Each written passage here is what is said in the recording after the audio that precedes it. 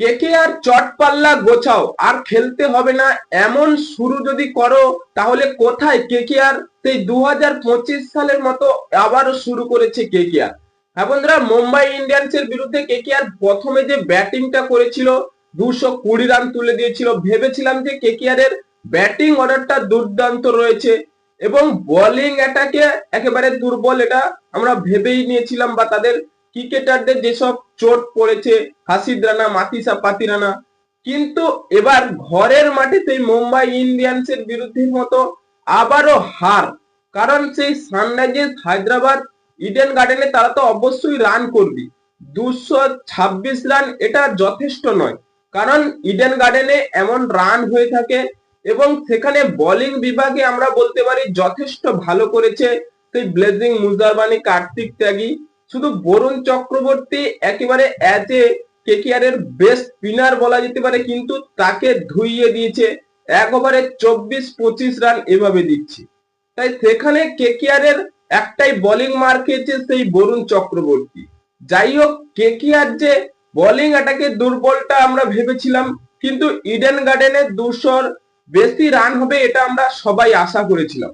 কিন্তু কেকেআর এর batting order যে একেবারে জঘন্য, কারণ চেস করতে পারলো না সেই 226 রান। বন্ধুরা, এমন যদি ব্যাটিং অর্ডার হয় তাহলে কেকেআর বোলিং বিভাগে দুর্বল, ব্যাটিং বিভাগেও দুর্বল। তাহলে কবে জিতবে? বা 2025 সালের মতো যে শুরুটা করেছে, সত্যি 2026 সালে যে স্বপ্ন আমরা দেখেছিলাম কেকেআর চ্যাম্পিয়ন হবে, তারা কোয়ালিফাই করবে, কিন্তু ভাই চটপাল্লা গোছার মতন অবস্থা।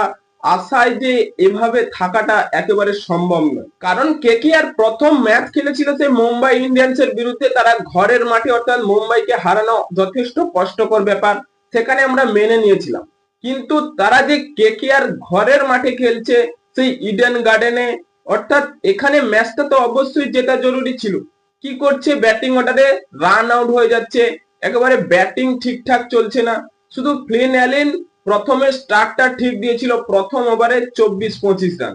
তাই এভাবে যদি সেই আজিঙ্কে রাহানে তিনি ধরে খেলতে পারতেন, এবং ক্যামরন গ্রিন তিনি বাজে রান আউট হয়েছেন, এবং আঙ্কিত রঘুবংশী কিছুটা টিকেছিলেন।